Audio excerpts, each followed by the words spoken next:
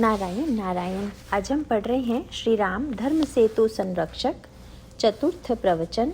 श्री रामः शरणं मम। भगवान श्री राम को महर्षि विश्वामित्र द्वारा जो उपाधि दी गई उसकी सार्थकता पर हम एकाग्र और शांत चित्त से विचार करें।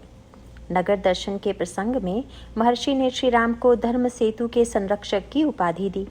गुरु वशिष्ठ अयोध्या कांड में कहते हैं कि वस्तुतः तुम साक्षात सेतु ही हो। धर्म सेतु करुणायतन कस न कहऊ असराम। भगवान राम के चरित्र के लिए यह सेतु शब्द बड़ा सार्थक है। सेतु का कार्य है मिलाना, जोड़ना, व्यवधान को समाप्त करना। भगवान श्री राम द्वारा प्रत्येक क्षेत्र में दूरी के निवारण का प्रयास किया जाता है और सचमुच इस सेतु के माध्यम से एक दूसरे से भिन्न अथवा पृथक प्रतीत होने वाले सन्निकट आ जाते हैं। इस संदर्भ में कल आपके सामने जिस प्रसंग का विवेचन किया जा रहा था उसका कुछ भाग अवशिष्ट है, उसे मैं स्पष्ट करना चाहूँगा। यह दूरी विचार, भावना और व्यवहार सभी क्षेत्रों में दिखाई देती है। भगवान श्री राम इन तीनों क्षेत्रों की दूरी को मिटाते हैं, जिसका सबसे बड़ा प्रमाण है महाराज श्री दशरथ और राजर्षि जनक का मिलन। यह केवल दो राजाओं का ही मिलन नहीं, अपितु दो भिन्न दर्शन के आचार्यों का मिलन था। महाराज दशरथ द्वैतवादी हैं, भक्त हैं, और महाराज श्री जनक अद्वैतवादी हैं, निराकारवादी हैं और संसार के उत्कृष्ट ज्ञानी हैं। समाज में बहुधा ऐसा देखा जाता है कि ज्ञानियों और भक्तों में एक प्रकार की अकुलाहट अथवा दूरी बनी रहती है, पर रामचरितमानस में तो दोनों एक दूसरे के इतने निकट आ गए, दोनों के संबंधों में इतनी अधिक मधुरता है कि उसकी तुलना किसी अन्य प्रसंग, किसी अन्य नाते से कर पाना बड़ा कठिन है। यहाँ द्वैतवादी, अद्वैतवादी एवं निराकारवादी, साकारवादी परस्पर विरोधी न होकर एक दूसरे के संबंधी हैं। भगवान श्री राम ने महाराज श्री दशरथ से पिता पुत्र का नाता जोड़ लिया। इसका तात्पर्य पहले आपके सामने स्पष्ट किया जा चुका है कि वस्तुतः ईश्वर को सगुण साकार के रूप में परिणत करने का अनुरोध करने या उन्हें बाध्य करने वाला तो भक्त ही है। इस दृष्टि से जैसे पिता के माध्यम से ही पुत्र का जन्म होता है, उसी प्रकार सगुण साकार ईश्वर का जन्म यदि भक्त के माध्यम से हुआ तो यह बड़ा सार्थक संबंध है। लेकिन जनक संबंधी प्रसंग बड़ा विलक्षण है, अतः कुछ और गहराई से उतरने की आवश्यकता है। भगवान राम ने सोचा कि जनक जी से नाता कैसे जुड़े। पिता और पुत्र का नाता तो सीधा नाता है, लेकिन श्वशुर और जामाता का नाता कन्या के माध्यम से है। अगर कन्या न होती तो यह नाता जुड़ ही नहीं सकता। महाराज श्री दशरथ का नाता तो सीधे श्री राम से है और महाराज जनक का नाता श्री राम से सीता जी के माध्यम से है। यदि इसके अंतरंग अर्थ पर विचार करें तो इसका तात्पर्य यह है कि श्री सीता जी मूर्तिमती साक्षात पराभक्ति हैं। सानुजसीय समेत प्रभु राजत परन कुटीर, भगति गयानु वैराग्य जनु सोहत धरे शरीर। भगवान राम ने समझ लिया कि अगर ज्ञानी से नाता जोड़ना है तो उनके घर में भक्ति का जन्म होना आवश्यक है। अगर भक्ति देवी पुत्री के रूप में उनके घर में नहीं आएंगी तो उनसे नाता भी नहीं जुड़ेगा। इसका अभिप्राय यह है कि जो कोरा निर्गुण निराकारवादी है वह अपने आप में परिपूर्णता का अनुभव करता है। दोनों में बड़ी विलक्षणता है कि ज्ञान में पूर्णता की अनुभूति है और भक्ति में अभाव का अनुभव। ये दोनों ही अलग अलग वृत्तियां हैं। अतः महाराज श्री जनक के घर में पहले श्री सीता जी का जन्म हुआ, या इससे भी अधिक अनोखी पद्धति में कहें तो कह सकते हैं कि अचानक ही श्री सीता जी महाराज श्री जनक को मिली। निष्काम कर्मयोगी महाराज श्री जनक को लोक कल्याण के लिए, वर्षा के लिए हल चलाते हुए जब उसकी नोक पृथ्वी में गहरी धंसी तो अचानक एक दिव्य कन्या उन्हें प्राप्त हो गई। रामचरितमानस में बुद्धि की तुलना भूमि से की गई है। सुमति भूमि थल हृदय अगाधु, वेद पुराण उदति घन साधु। यहाँ भी सुमति भूमि कहकर बुद्धि और भूमि की तुलना है। और अयोध्या कांड में भी श्री भरत चरित्र के संदर्भ में आता है, शोक कनक लोचन मति छोनी, हरि बिमल गुण गण जग जोनी। यहाँ भी कहा गया कि पृथ्वी बुद्धि है, अतः महाराज श्री जनक द्वारा इस पृथ्वी पर हल चलाते हुए इस कन्या की उपलब्धि का तात्पर्य यह हुआ कि सुमति की भूमि में जब विचारक ने हल चलाया तो विचार और बुद्धि का मिलन हुआ। इसमें विचार की भी प्रशंसा है कि उसमें सूक्ष्मता है या नहीं, नुकीलापन है या नहीं। अतः विचार और बुद्धि के मिलन की सबसे बड़ी सार्थकता यही है।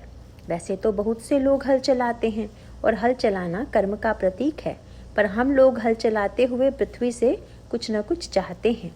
चाहने की परंपरा को दृष्टिगत रखते हुए हम देखते हैं कि किसान न केवल हल चलाता है बल्कि उसके साथ साथ बीज भी डालता है। हम लोग भी विचार और बुद्धि के द्वारा उसका उपयोग तो करते हैं, किंतु उसमें कामना का बीज विद्यमान है। हम चाहे जितने बुद्धिमान हों, हम चाहे जितने विचारक हों, हमारे अंतःकरण में आकांक्षाएं हैं, कामनाएं हैं। अतः हम कर्म के द्वारा, अपने विचार के द्वारा, अपनी बुद्धि के द्वारा उसी कामना की पूर्ति चाहते हैं। जब तक ऐसी स्थिति है तब तक तो स्वाभाविक है कि हम जो बोएंगे वही पाएंगे। यदि हम कामनावश बुद्धि का प्रयोग करेंगे, विचार का प्रयोग करेंगे, तो उसी की उपलब्धि होगी।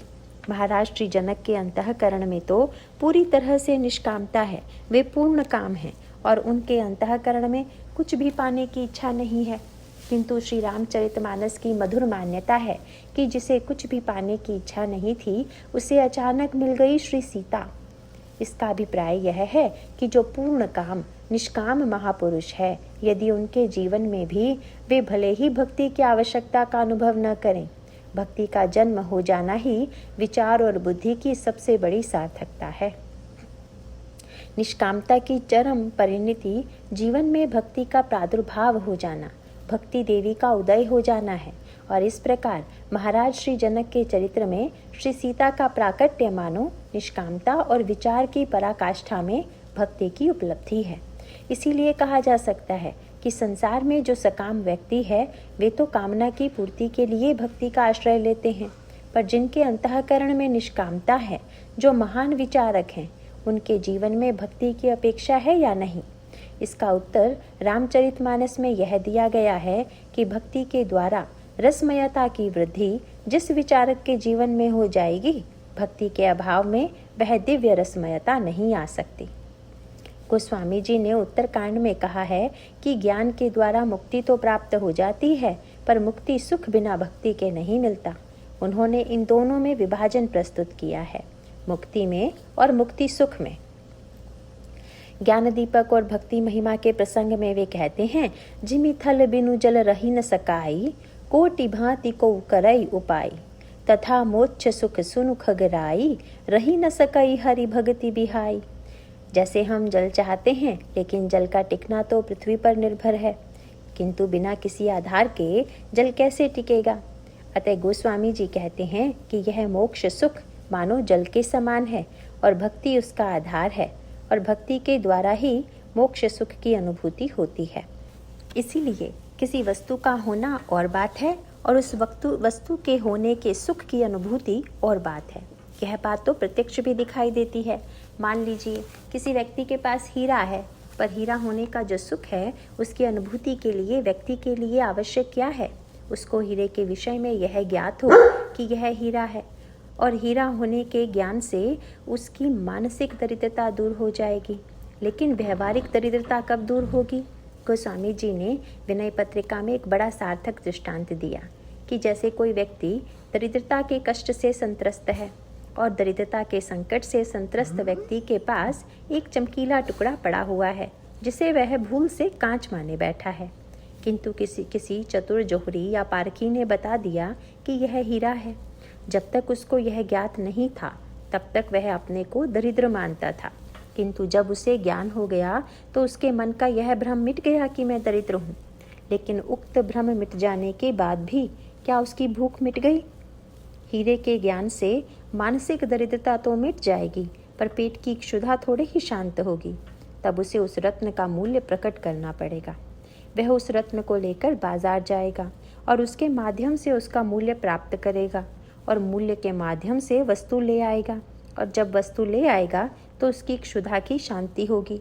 गोस्वामी जी इसी बात को दोनों से जोड़ देते हैं और कहते हैं कि ज्ञान के द्वारा हमने जान लिया, किंतु नाम निरूपण नाम जतन ते सो प्रगटत जिमि मोल रतन ते। जैसे रत्न का मूल्य प्रकट होने के बाद ही समस्याओं का पूरा समाधान होता है, उसी प्रकार ज्ञान के द्वारा हमारी वैचारिक दरिद्रता भले ही मिट जाए, पर वस्तुतः आंतरिक तृप्ति का बोध तब तक नहीं होगा जब तक कि हम उसे मूल्य के रूप में परिणत नहीं करेंगे। मूल्य के रूप में परिणत करने का तात्पर्य है कि जीवन में भक्ति की आवश्यकता है। गोस्वामी जी ने उसका सूक्ष्म सांकेतिक वर्णन किया है कि महाराज जनक स्वयं पूर्ण काम है, परम विरागी हैं। उनके जीवन में किसी वस्तु की आवश्यकता नहीं है और बड़े बड़े महामुनि उनसे ज्ञान और शिक्षा प्राप्त करने के लिए आते हैं। लेकिन अचानक ही निष्काम कर्मयोगी जनक को हल चलाते हुए श्री सीता जी प्राप्त हो जाती हैं, भक्ति प्राप्त हो जाती है, जो मानव जीवन की सच्ची सार्थकता थी। जब उन्होंने श्री सीता जी को देखा तो कन्या के रूप में भावनात्मक नाता जोड़ लिया। यह ठीक भी है, क्योंकि ज्ञानी ने नाता भी जोड़ा तो अपने स्वभाव के अनुकूल ही। इसका तात्पर्य यह हुआ कि महाराज श्री दशरथ के घर श्री राम का और महाराज श्री जनक के घर श्री सीता जी का जन्म हुआ। तत्वतः दोनों एक ही हैं, पर नाते में भेद है।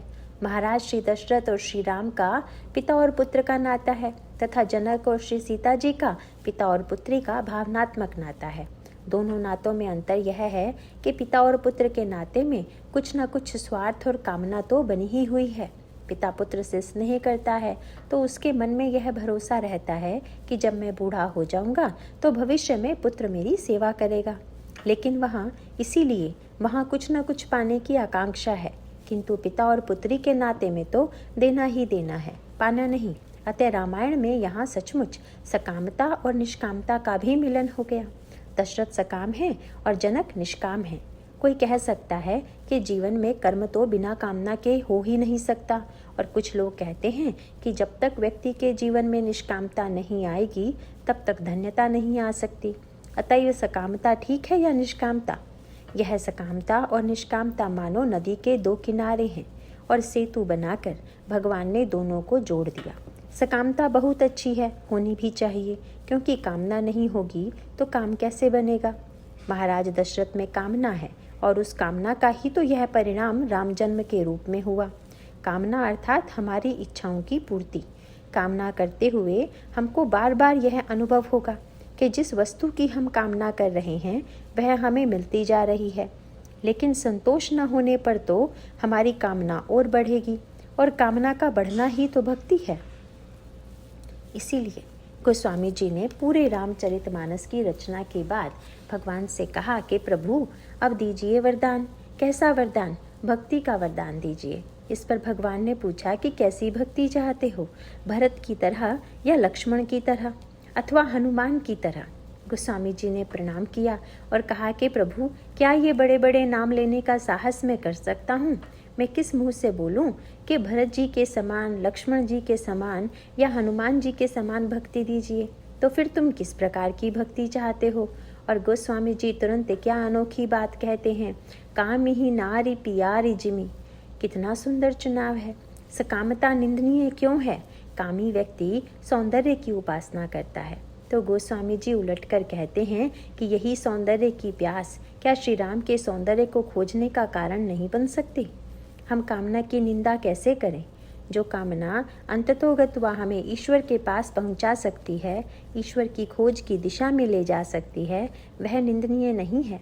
इसीलिए गोस्वामी जी भगवान से कहते हैं कि आप मुझे वैसा ही प्रेम दीजिए जैसा कि कामी के जीवन में नारी के प्रति है, सौंदर्य के प्रति है। और इसके साथ एक बहुत अच्छी बात और कही कि सकामी व्यक्ति के जीवन में कभी संतोष नहीं होता। हमारी आपकी कामना कितनी भी पूर्ण क्यों न हो जाए, पर क्या हम और आप कभी सोच सकते हैं कि बस अब और कुछ नहीं चाहिए? नहीं, कामना बनी ही रहती है। अतः गोस्वामी जी ने कहा कि महाराज काम ही नारी तक ही मत रह जाइए, इसके आगे भी एक वस्तु और दे दीजिए।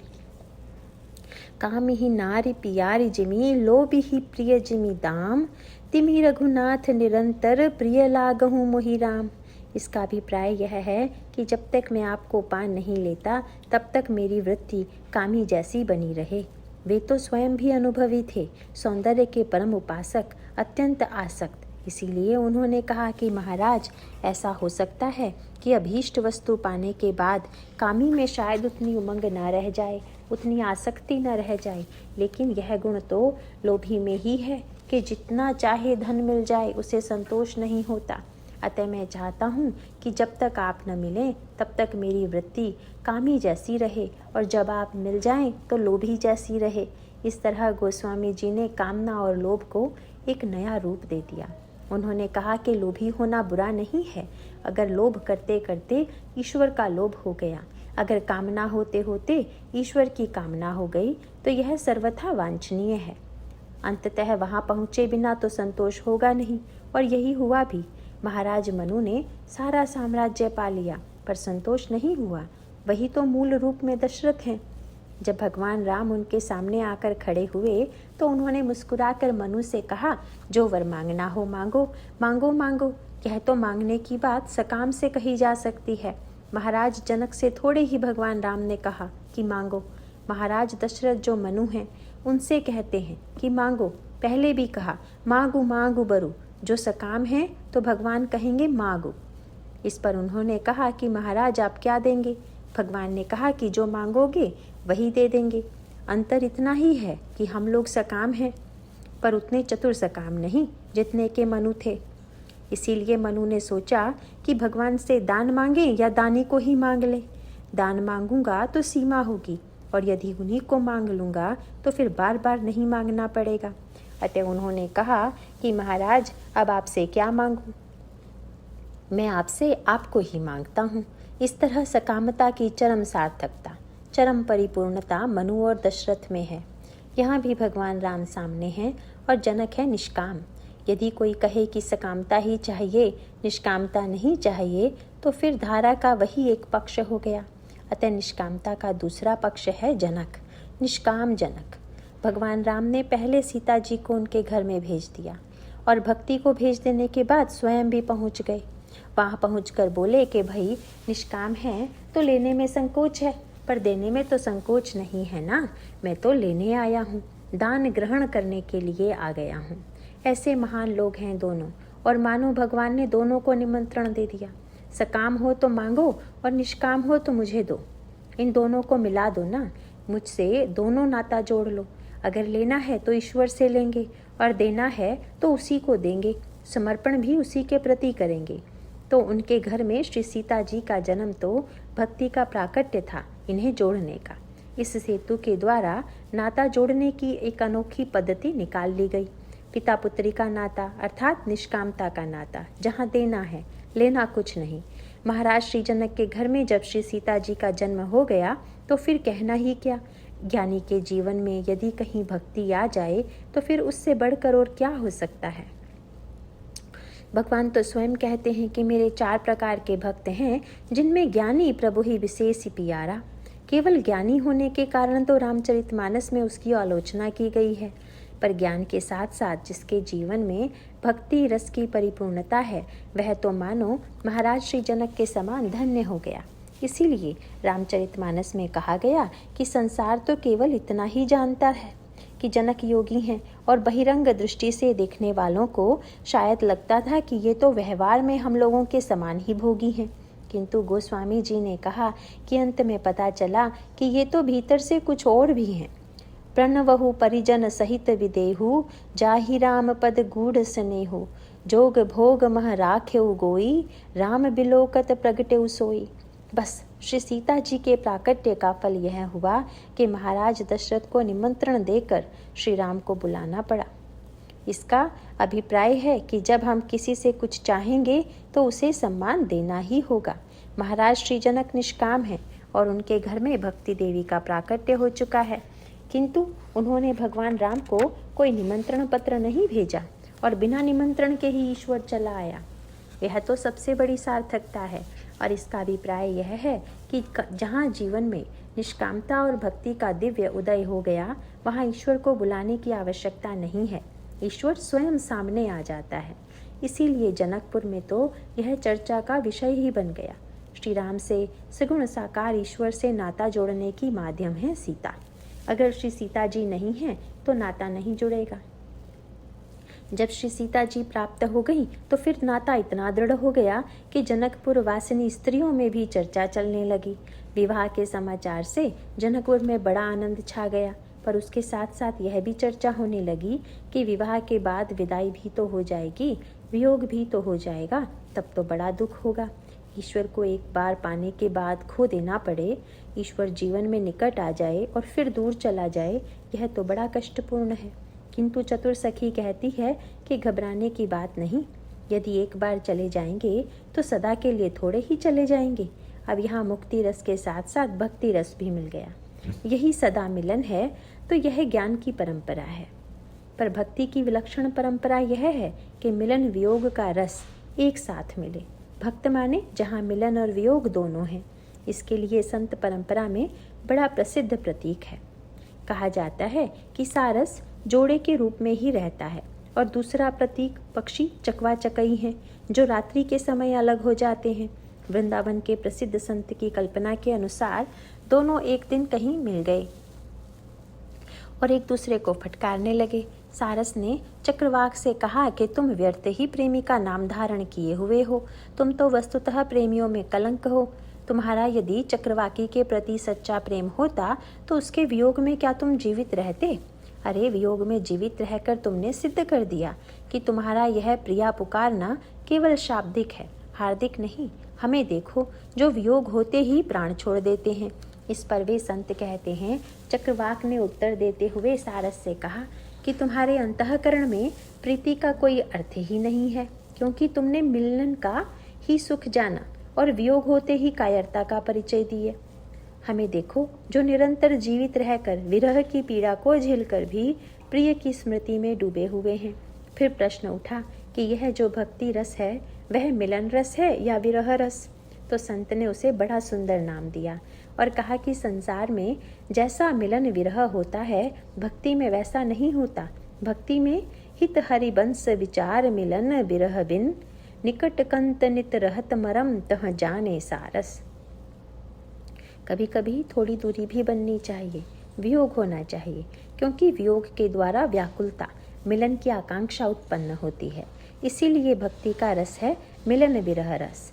ऐसे भक्तों के यहाँ भगवान और ज्ञान में मिलन हुआ तो फिर मिलन ही मिलन है, किंतु भक्ति में मिलन और विरह का यह अनोखा क्रम चलता रहता है। कभी मिलन है तो कभी विरह है। इतना ही नहीं, मिलन में विरह की अनुभूति और विरह में मिलन की अनुभूति का भी दिव्य भाव है, पर उसकी चर्चा का यह अवसर नहीं। अतः जनकपुर वासी पहले तो ज्ञान संप्रदाय में दीक्षित थे, जहाँ मिलन ही मिलन था, पर जब कन्या का विवाह हो जाएगा तो फिर मिलन ही मिलन कैसे रहेगा?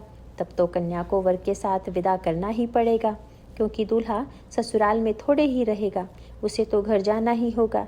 इसीलिए यह चर्चा चलने लगी कि विवाह में जितना आनंद आ रहा है, जब ये दूल्हा महोदय सीता को लेकर चले जाएंगे तो फिर हम लोगों को मानसिक कष्ट भी उतना ही होगा। इस पर एक चतुर सखी आश्वासन देती है कि घबराओ मत, चले जाएंगे तो कोई सदा के लिए थोड़े ही चले जाएंगे, क्योंकि 12 ही बार स्नेह बस। अब वे पुराने विरागी महाराज थोड़े ही हैं, अब तो रागी जनक हो गए हैं। कन्या को विदा करने के बाद उनके मन में भी तो वियोग का कष्ट होगा और वे सीता को बुलाने के लिए निमंत्रण पत्र भेजेंगे। 12 ही बार स्नेह बस जनक बुलाऊ सी। महाराज श्री जनक बार बार श्री सीता को बुलाएंगे, और जब श्री सीता आ जाएंगी तो हम लोगों को फिर से वही आनंद मिलेगा। लेन आई हई बंधु दो। किसी ने कहा कि पता नहीं कौन आएगा लेने के लिए। यह तो जरूरी नहीं कि हर बार विदाई के समय दूल्हा ही आए, परिवार का कोई भी सदस्य आकर ले जाता है। किंतु सखी बोली कि नहीं, दूल्हा तो आएगा ही, दूल्हे का छोटा भाई भी आएगा, ये भी आए बिना नहीं रहेंगे। तुम्हें कैसे पता है? इस पर सखी का व्यंग है कि जब विवाह होने के पहले बिना निमंत्रण के दोनों भाई लेने आ गए तो विवाह के बाद कितनी बार आएंगे, इसकी कल्पना करो। अब इन्हें निमंत्रण पत्र नहीं भेजा गया, तब भी अकेले नहीं आए। ऐसा कोई विवाह नहीं हुआ जिसमें दूल्हा बारात पहुंचने से पहले ससुराल में आकर टिक जाए। यहाँ तो बारात जा रही है किंतु दूल्हा दिखाई नहीं दे रहा है, और जब जिज्ञासा की जाती है कि दूल्हा कहाँ है तो पता चलता है कि दूल्हा तो पहले से ही ससुराल में विद्यमान है। यह जो अनोखा नाता है प्रीति रस का, मिलन विरह रस का, उसके आधार पर सखी विश्वास और दावे से कहती है कि घबराओ नहीं, श्री राम के साथ श्री लक्ष्मण जी भी आएंगे। यदि इसे व्यापक अर्थ में कहा जाए तो यूँ कह सकते हैं कि ज्ञान आ गया तो भक्ति का आगमन हो गया, और अगर भक्ति आ गई तो श्री राम तो आते ही हैं, लक्ष्मण भी आ जाते हैं। लक्ष्मण मूर्तिमान वैराग्य हैं, भगवान राम अखंड ज्ञान हैं। अगर जीवन में भक्ति देवी आ गई तो फिर ज्ञान वैराग्य को निमंत्रण देने की आवश्यकता नहीं, ये बिना निमंत्रण के ही आ जाते हैं। इस तरह जनकपुरी और अयोध्या के बीच, महाराज जनक और दशरथ के बीच एक अनोखा नाता बन गया। इसीलिए आनंद की पराकाष्ठा कब हुई? महाराज श्री दशरथ तो श्री राम के प्रति मन वचन कर्म से समर्पित हैं ही, वे तो उन्हें गोद में लेकर निकट बैठाकर धन्यता का अनुभव करते ही थे। पर श्री सीता जी के माध्यम से महाराज श्री जनक के घर में भगवान श्री राम का आगमन जोड़ने वाली कड़ी है। इसके पश्चात बड़ा सार्थक संकेत आता है, और वह यह है कि महाराज श्री जनक के सामने समस्या आ गई कि श्री राम को कहाँ ठहराएं। बस अंतर आ गया। वेदांत में ठहराने की समस्या तो है नहीं, क्योंकि वेदांत में जब सर्व वही है तो किसको ठहराना और कहाँ ठहराना, यह प्रश्न ही नहीं उठता। ज्ञान की दृष्टि से यदि प्रश्न किया जाए कि ईश्वर को कहाँ ठहराएं, तो यह प्रश्न ही सार्थक सिद्ध नहीं होता। इसीलिए महर्षि वाल्मीकि से भगवान राम ने पूछा कि मैं कहाँ रहूं, तो वाल्मीकि जी ने उलटकर यही पूछा कि पहले आप तो बता दीजिए कि आप कहाँ नहीं हैं, फिर मैं बता दूंगा कि यहाँ ठहरिए।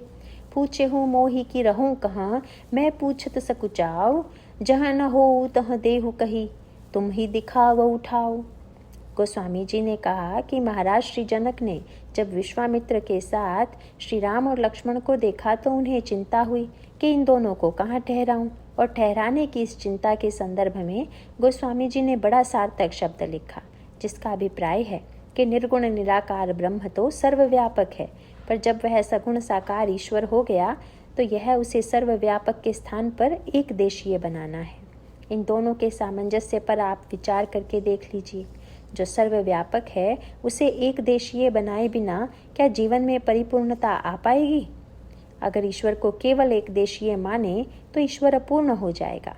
अतः जो लोग यह आग्रह करते हैं कि ईश्वर केवल इसी स्थान में है, तो इसका अभिप्राय यह हुआ कि वे यह मान लेते हैं कि अन्यत्र नहीं है। जो यह मान लेगा कि ईश्वर सर्वव्यापी है, तो सर्वव्यापकता के द्वारा हमारे अंतःकरण में रसानुभूति कैसे होगी? इसीलिए सर्वव्यापकता में जब तक एक देशीयता न आए तब तक मनुष्य की तृप्ति नहीं होगी।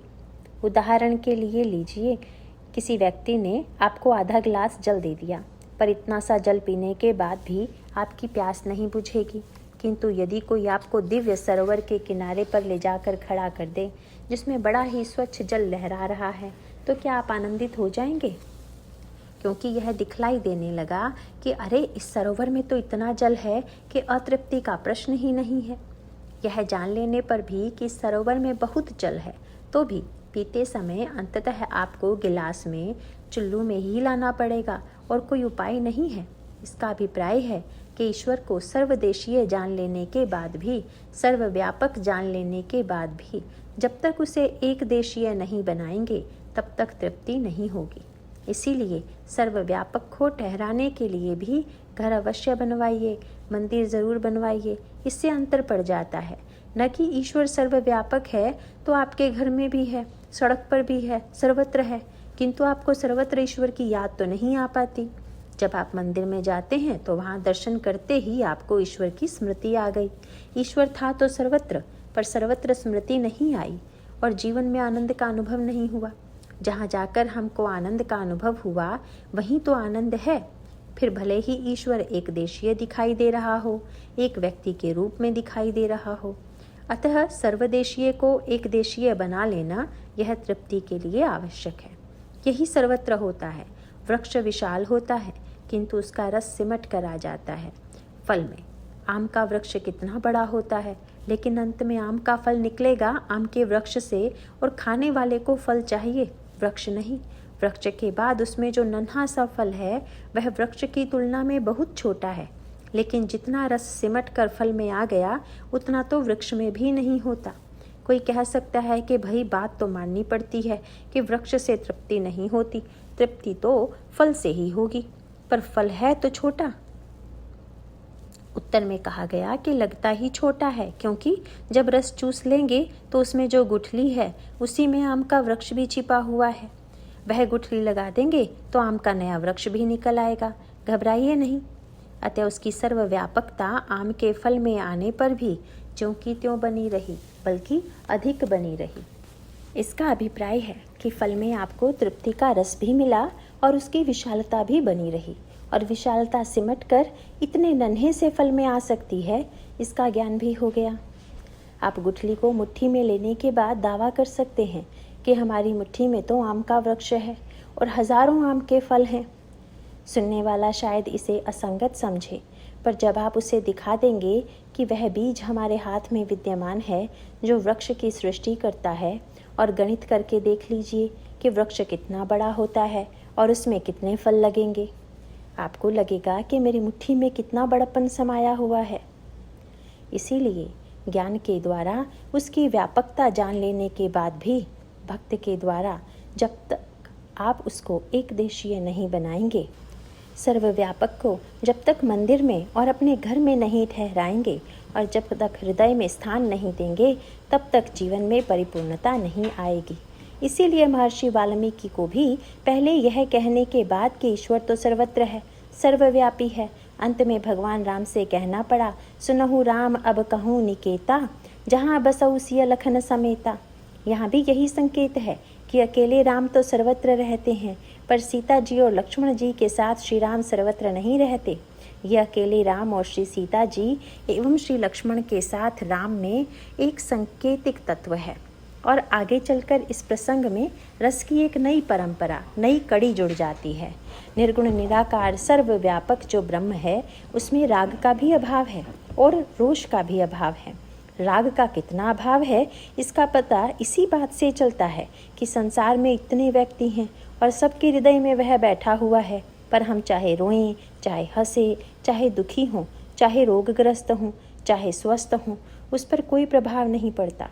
इतना विरागी है वह। समाज में इतना अन्याय हो रहा है, इतनी बुराई हो रही है, कोई व्यक्ति किसी पर प्रहार कर रहा है, किंतु ईश्वर अंतर्यामी के रूप में हृदय में बैठा हुआ है। यदि उसको क्रोध आता तो जो व्यक्ति बुरा कार्य करने वाला है उसे दंड न देता। अतः ईश्वर न तो राग है और न रोष। यही अयोध्या कांड में कहा गया है, यद्यपि सम नहीं राग न रोषु। किंतु उस राग रोष रहित ईश्वर के चिंतन से हमें क्या लाभ होगा? उसके चिंतन से तब लाभ होगा जब राग दोष रहित ईश्वर की भांति हमारे जीवन में भी राग और रोष का अभाव हो जाए। लेकिन एक बात निश्चित समझ लीजिए कि इस राग रोष के अभाव से वैयक्तिक कल्याण होगा, सामाजिक कल्याण नहीं होगा। यह हो सकता है कि हम भी विरागी बन जाएं, हम भी क्रोध रहित बन जाएं और हमारे जीवन में शांति का संचार हो जाए। हमारे व्यक्तिगत जीवन में शांति का संचार हो जाने के बाद अगर हमारे जीवन में राग और रोष का सर्वथा अभाव हो जाएगा तो उसका परिणाम क्या होगा? समाज में संबंध और राग के नाते ही तो दूसरों की सेवा की वृत्ति भी जागृत होती है, और क्रोध उत्पन्न होने पर ही तो बुराई के विरुद्ध संघर्ष करने की इच्छा जागती है। इसीलिए अपने आप में भले ही राग और रोष से शून्य ईश्वर महान हो और उसका चिंतन करने वाला भी उसी के समान हो जाए, किंतु हमें तो ऐसे ईश्वर की आवश्यकता है जिसमें राग भी हो और रोष भी, जो विरागी भी हो और रागी भी, जो शांत भी हो और रोष युक्त भी। वह तो सेतु ही है ना।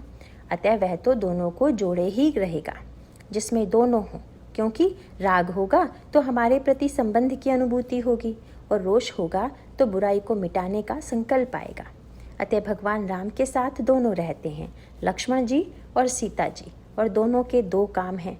लक्ष्मण जी का काम है भगवान राम में रोष पैदा करना, और श्री सीता जी का कार्य है उनमें राग उत्पन्न करना। अपने स्वभाव से श्री राम इतने शांत हैं कि जब देखिए तुरंत ठंडे पड़ जाते हैं। धनुष यज्ञ के प्रसंग में भगवान राम नहीं उठे, क्योंकि वे अपने शांत स्वभाव में समत्व में स्थित हैं और सोचने लगे कि ज्ञानी जनक है, इसीलिए उनकी सभा में तो अपने ब्रह्म स्वभाव में स्थिर रहना चाहिए। अतः ब्रह्म स्वभाव में ऐसे स्थिर हो गए कि धनुष तोड़ने की कोई प्रेरणा ही उत्पन्न नहीं हो रही है। पुष्प वाटिका में श्री सीता जी ने भगवान राम के मन में राग उत्पन्न किया। और धनुष यज्ञ के मंडप में लक्ष्मण जी ने भगवान राम में रोष उत्पन्न किया। जब दोनों पूर्ण हो गए तो काम बना। जब राग उत्पन्न हुआ तो श्री सीता जी के प्रति हृदय में प्रीति आ गई और कर्म करने की प्रेरणा तब आई जब लखन सकोप वजन जे बोले, डगमगानी मही दिग्गज डोले, माखे लखन कुटिल भय बोही, रद पट फट फरकट नयन रिसोहे। आंखें क्रोध के कारण लाल हो गई, ओंठ फड़कने लगे। यह अनोखा दृश्य था। जहाँ भगवान राम परम शांत भाव से बैठे हुए हैं, वहाँ लक्ष्मण जी की आंखों में क्रोध की लाली है। किंतु सायंकाल के समय लक्ष्मण जी ने भगवान राम से कहा कि महाराज, मेरी भविष्यवाणी तो आपने सत्य सिद्ध कर दी, पर बहुत विलंब से की। प्रातःकाल भगवान राम ने पूछा था कि लक्ष्मण, जरा देखो सूर्य निकल आया या नहीं। लक्ष्मण जी ने कहा कि हाँ, एक सूर्य तो निकल आया है, पर आपकी भुजा का सूर्य कुछ घंटे बाद निकलने वाला है, और जब तक यह भुजा का सूर्य नहीं निकलेगा तब तक अंधकार दूर नहीं होगा। अतः उसी की प्रतीक्षा है। इसीलिए लक्ष्मण जी ने भगवान राम से कहा कि महाराज, सूर्य तो निकला, पर बहुत विलंब से निकला। प्रभु ने हंसकर कहा, लक्ष्मण, अगर सूर्य विलंब से निकला तो इसका दोष तुम ही पर है, क्योंकि सूर्य पहले थोड़े ही निकलता है। पहले तो पूर्व दिशा में लाली आती है, तब सूर्य निकलता है। जब तक तुम्हारे क्रोध की लाली प्रकट न हो तब तक मैं कहाँ प्रकट होने वाला था। इसीलिए तुमने जब प्रेरणा दी तब मुझे ऐसा लगा कि अब तो धनुष तोड़ना ही चाहिए। माखे लखन कुटिल भई बोहें, रदपट फरकट नयन रिसोहें। लक्ष्मण जी ने जानबूझकर कह दिया कि आप नहीं उठते तो मैं ही धनुष को तोड़ देता हूँ का अभिप्राय सात्विक अर्थ तो यही है कि वे जानते हैं कि श्री सीताराम का विवाह तो नित्य है। अतः लक्ष्मण जी ने विवाह के लिए नहीं बल्कि प्रभु को उठाने के लिए ऐसा कहा था। यदि आप इतने शांत होकर बैठ गए हैं और अपने ब्रह्मत्व में इतने सुरक्षित रहना चाहते हैं कि यहाँ आने के बाद भी उठने का नाम नहीं लेते, तो लगता है कि आप तो वेदांत के कूटस्थ ब्रह्म हो गए हैं। वेदांत में ब्रह्म के लिए कूटस्थ शब्द का प्रयोग किया जाता है। कूटस्थ शब्द का अर्थ है एक रूप में चिरस्थायी। आपने देखा होगा कि लुहार के यहाँ लोहे का एक खंड गड़ा होता है और उसकी विशेषता यह है कि लुहार उस पर किसी भी वस्तु को रखकर कितना भी हथौड़ा क्यों न चलाए, वह वस्तु घूमेगी, लुहार का हथौड़ा घूमेगा, लेकिन वह लोहखंड ज्यों का त्यों स्थिर रहेगा। वेदांत का ईश्वर भी बस लुहार के उस लोह पिंड की भांति अटल ब्रह्म है। बोले, महाराज, इतने प्रयास के बाद तो आपको सगुण बनाया गया और आप फिर ज्यों के त्यों अचल बनकर बैठ गए। इस पर उन्होंने सारे संसार को चल बना दिया। जब पूरी पृथ्वी कांपने लगी, सारा ब्रह्मांड कांपने लगा, तो लक्ष्मण जी ने भगवान राम की ओर देखा। महाराज, अब तो दो ही अचल हैं, या तो आप अथवा धनुष। अब कृपा करके इस जड़ की अचलता को नष्ट करने के लिए आप ही तनिक चल बनना स्वीकार कर लीजिए। और तुरंत विश्वामित्र जी ने कह दिया, उठहु राम भंजऊ भव चापा। इससे लोगों को बड़ा आश्चर्य हुआ कि इतनी देर तक गुरुजी क्या कर रहे थे। अगर उनके कहने की ही देर थी तो कुछ और पहले कह देते। उठो राम, किंतु नहीं। गोस्वामी जी ने आगे कहा, विश्वामित्र समय शुभ जानी। विश्वामित्र जी उचित अवसर उचित काल की प्रतीक्षा में थे। तो क्या उन्होंने पंचांग मंगवा कर देखा कि मुहूर्त ठीक आ गया या नहीं? नहीं, उन्होंने ऐसा नहीं किया। आप जानते हैं लक्ष्मण जी कौन हैं? लक्ष्मण जी हैं मूर्तिमान शेष, भगवान के अवतार, मूर्तिमान काल के अवतार। अतः लक्ष्मण जी के बोलते ही विश्वामित्र जी को लगा कि काल बोल रहा है। इसीलिए उन्होंने कहा कि बस अब उठ जाओ भाई, इस समय काल की ध्वनि हो रही है, अब विलंब करने की आवश्यकता नहीं। वस्तुतः भगवान जो वेदांत का राग रोष रहित ईश्वर है, उसमें लोक कल्याण के लिए राग और रोष की सृष्टि की आवश्यकता है, और राग और रोष की सृष्टि करने के लिए ही उनके साथ श्री सीता जी और लक्ष्मण जी विद्यमान हैं। इसीलिए जब भगवान राम शांत होने लगते हैं तो तुरंत लक्ष्मण जी कह देते हैं, सोशई सिंधु करई मन रोसा। अरे आप क्रोध कीजिए ना, क्रोध करके समुद्र को सुखा दीजिए। इस प्रकार लक्ष्मण जी भगवान राम को उत्तेजित करते हैं। कोई तो ऐसा होना चाहिए जो ईश्वर को उत्तेजित कर सके, जो उसके अंतःकरण में भी प्रीति और ममता को जन्म दे सके। संसार में यदि निर्मम ईश्वर रहेगा तो वह हमारे काम का नहीं होगा, वह अपने में सुखी होगा। जो निर्मम व्यक्ति होते हैं वे अपने में बड़े सुखी होते हैं, न किसी से ममता और न दुख। किंतु जिनमें ममता होती है, उस ममता से प्रेरित होकर ही तो उसके मन में दूसरे के कष्ट को दूर करने की प्रेरणा उत्पन्न होती है। इसीलिए वाल्मीकि जी ने भगवान राम से कह दिया, सुनहु राम अब कहूँ निकेता, जहाँ बसऊ सिय लखन समेता। आज भगवान राम लक्ष्मण जी को लेकर आ गए हैं। सीता जी जनकपुर में ही हैं। अब जनक के सामने समस्या उठ खड़ी हुई कि इस दिव्य अतिथि को ठहराएं कहाँ, जो सर्वव्यापक ब्रह्म को मानने वाला महाज्ञानी था। आज इन्हें देखकर समझने लगा। विश्वामित्र जी ने तो कहा भी कि ठहरने के लिए आम का बगीचा कैसा रहेगा। बोले, बिल्कुल ठीक महाराज, देखिए अनूप एक अमराई, सब सुपास सब भांति सुहाई। कौशिक कहो मोर मनुमाना, यहाँ रहे रघुबीर सुजाना। महाराज आपको पसंद आ गया तो फिर मेरे पसंद आने का प्रश्न ही नहीं उठता। और इसका तात्पर्य क्या है? यदि कोई भगवान से पूछे कि आपको कौन सा स्थान रहने के लिए पसंद आता है, तो भगवान कहते हैं कि जिसको संत पसंद कर लें वही मुझे पसंद है। विश्वामित्र जैसा संत जिसके लिए कह दे कि यह स्थान मेरे ठहरने योग्य है, मैं वहीं ठहर जाता हूँ। भगवान राम अमराई में रह गए और जब जनक आए तो उन्होंने श्री राम और लक्ष्मण को देखा तो सोचने लगे कि ऐसे दिव्य अतिथि आए हुए हैं, इन्हें कहाँ ठहराएं। इस अतिथि को देखकर लगता है कि इनके ठहराने के लिए कौन सा स्थान उपयुक्त होगा। यह ईश्वर कहाँ रहेगा? ये लक्ष्मण जी जैसे सुकुमार अतिथि कहाँ रहेंगे? फिर उनका ध्यान गया जनकपुर में बने हुए एक से एक सुंदर भवनों, सुंदर से सुंदर महलों की ओर। किंतु गोस्वामी जी ने यहाँ सांकेतिक भाषा का प्रयोग किया। महाराज जनक ने भगवान राम को अपने भवन में नहीं ठहराया, अपने महल में नहीं ठहराया। फिर किसके महल में ठहराया? गोस्वामी जी कहते हैं, सुंदर सदन सुखद सब काला। एक तो भवन सुंदर हो और सुंदर के साथ साथ वह ऐसा हो जिसमें प्रत्येक ऋतु में आनंद का अनुभव हो। यह एक बड़ी समस्या होती है। कई भवन ऐसे होते हैं जो एक ऋतु में अच्छे लगते हैं किंतु दूसरी ऋतु में दुखदायी हो जाते हैं। लेकिन भवन ऐसा होना चाहिए जो सुखद हो, जो सुखद सब काला हो और सुंदर भी हो। गोस्वामी जी कहते हैं कि ऐसा भवन जनक जी ने लिया। सुंदर सदन सुखद सब काला, तहाँ बासु लय दीन भुआला। लय दीन भुआला का अभिप्राय क्या है? किससे लिया?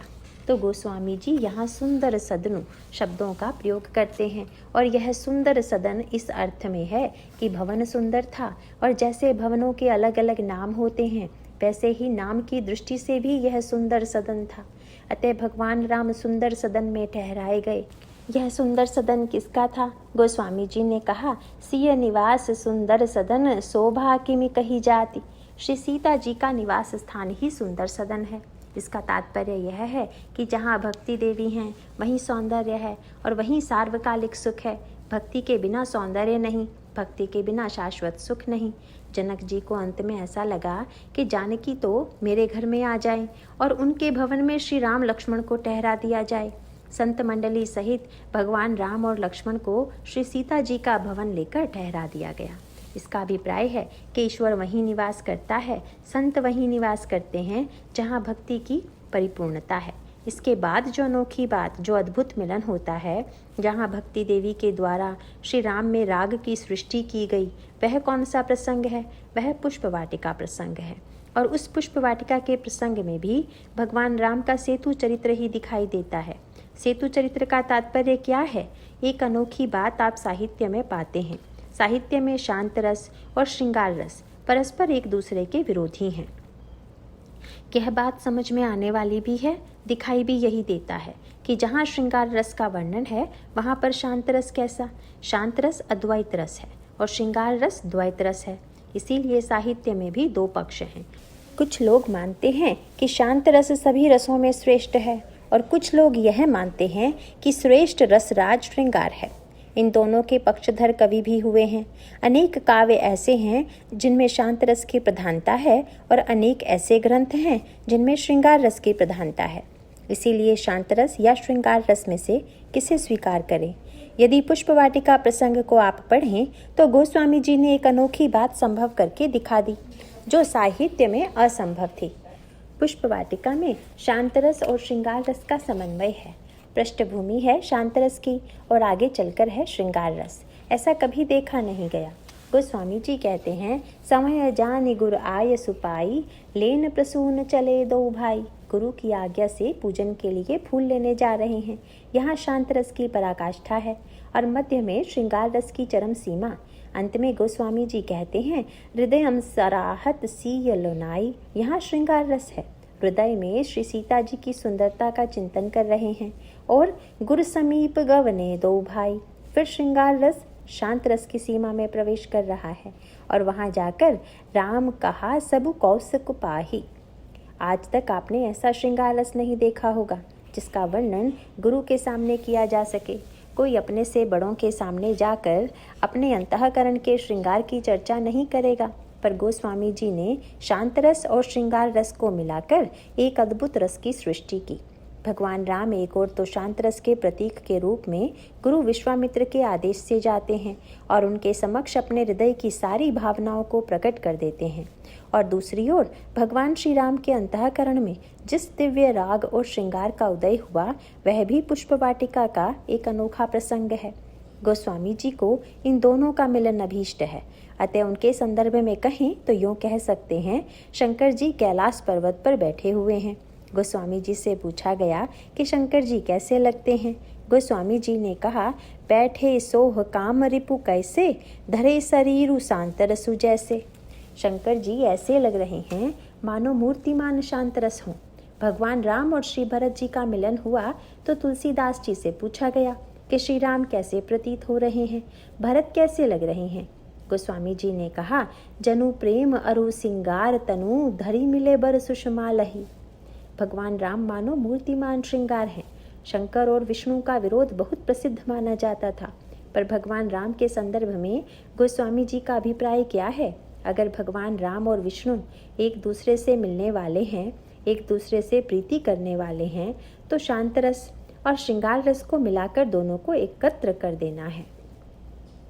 क्यों है ऐसा, इसकी चर्चा तो हम यहाँ नहीं कर पाएंगे। शांत रस की पृष्ठभूमि में गोस्वामी जी ने श्रृंगार रस क्यों रखा, इसके द्वारा गोस्वामी जी ने बहुत बड़ी बात कह दी और इसका अभिप्राय मैं संक्षेप में कह देता हूँ। अभाव में रस की जो अनुभूति होती है उसमें वस्तु की विशेषता का बोध नहीं होता। मान लीजिए अगर आपको तीव्र भूख लगी हुई है और तीव्र भूख में आपको कोई वस्तु स्वादिष्ट लगी तो यह निर्णय करना बड़ा कठिन है कि वास्तव में भोजन स्वादिष्ट है या आपकी भूख उसको स्वादिष्ट बना रही है।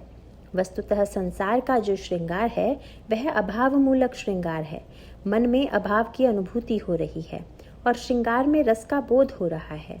इसका अर्थ यह है कि हमारा भूखा प्यासा मन जब इस श्रृंगार को पाता है तो उसमें डूब जाता है कि बड़ा आनंद है। श्रृंगार का यह रस हमारे भूखे और प्यासे मन का आनंद है या श्रृंगार का आनंद है? गोस्वामी जी ने रामचरितमानस में बताया कि पूर्ण के मन में भी यदि प्यास आ जाए, अर्थात पेट भरा होने पर भी यदि भोजन सामने आने पर मुंह में पानी आ जाए, लोभ आ जाए, तो समझ लेना चाहिए कि भोजन स्वादिष्ट बना है। अतः श्री राम पूर्ण काम ईश्वर हैं। ईश्वर में श्रृंगार के उदय का अभिप्राय क्या है? हम लोगों के मन में जैसे अभाव में श्रृंगार का उदय होता है वैसा उदय यहाँ पर नहीं है, तो फिर पूर्ण ईश्वर या शांत रस पूर्णता का प्रतीक है। मानो गोस्वामी जी ने कह दिया कि यह जो पूर्ण ईश्वर है वह श्रृंगार रस की ओर बढ़ा। किसी ने तुलसीदास जी से पूछा कि जिस वाटिका में श्री सीता जी और श्री राम का मानसिक मिलन हुआ था वह वाटिका कैसी है, जरा बताइए तो। गोस्वामी जी ने थोड़ा सा वर्णन कर दिया। जिज्ञासु ने कहा कि महाराज कुछ और तो कहिए। गोस्वामी जी ने कहा कि बस इतना और कह देता हूँ, बागु तड़ागु बिलोक प्रभु हर्षे बंधु समेत। भगवान राम और लक्ष्मण बाग देखकर बड़े प्रसन्न हुए। आप कहना क्या चाहते हैं? तुलसीदास जी ने कहा, परम रम्य आराम यहू जो राम ही सुख देत। सबको सुख देने वाले राम जहाँ आकर सुख का अनुभव करें, समझ लो कि वह वाटिका कितनी सुंदर होगी। अब मैं उसका और क्या वर्णन करूं? श्री सीता जी का सौंदर्य कैसा है? जिस सौंदर्य को देखकर पूर्ण के मन में भी प्यास उत्पन्न हो गई, वह सौंदर्य कितना अनुपम होगा। और ब्रह्म के अंतःकरण में राग उत्पन्न होने से जीव का कैसे कल्याण होता है, इसकी चर्चा अब हम अगले प्रवचन में करेंगे। नारायण नारायण।